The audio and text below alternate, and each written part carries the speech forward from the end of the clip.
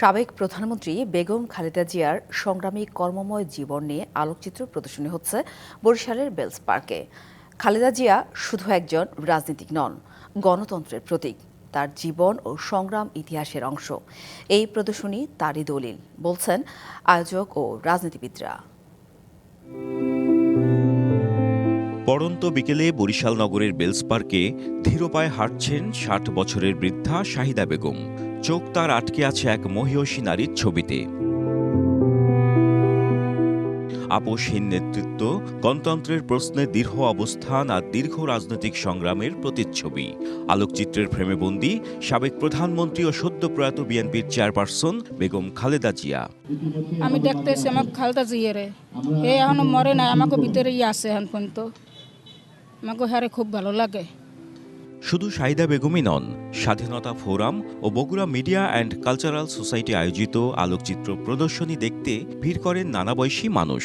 দেশনেত্রী বেগম খালেদা জিয়া তো আজ নেই, তবে তার চিত্র প্রদর্শনীতে সে আজও জীবিত আমাদের কাছে।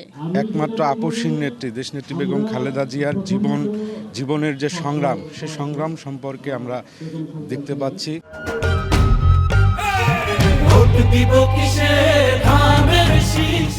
প্রতিটি ছবি যেন সময়ের সাক্ষ্য, রাজনৈতিক সংগ্রামের নীরব ভাষ্য। নতুন প্রজন্মের কাছে খালেদা জিয়ার রাজনৈতিক আদর্শ ও সংগ্রামের ইতিহাস তুলে ধরতে এই প্রদর্শনী অগ্রণী ভূমিকা পালন করবে। আমরা তো মাত্র সামান্য কয়েকটা ছবি এখানে প্রদর্শনীর সুযোগ পেয়েছি, তার তো বর্ণাঢ্য কর্মজীবন।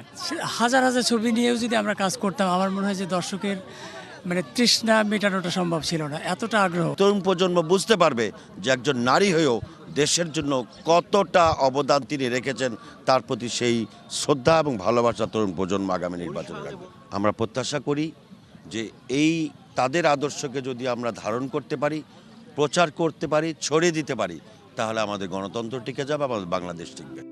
সংগ্রাম, সাহস আর আপোষহীনতার গল্প নিয়ে এই আলোকচিত্র প্রদর্শনী যেন নতুন করে স্মরণ করিয়ে দেয় খালেদা জিয়ার রাজনৈতিক জীবনের বর্ণাঢ্য অধ্যায়ে।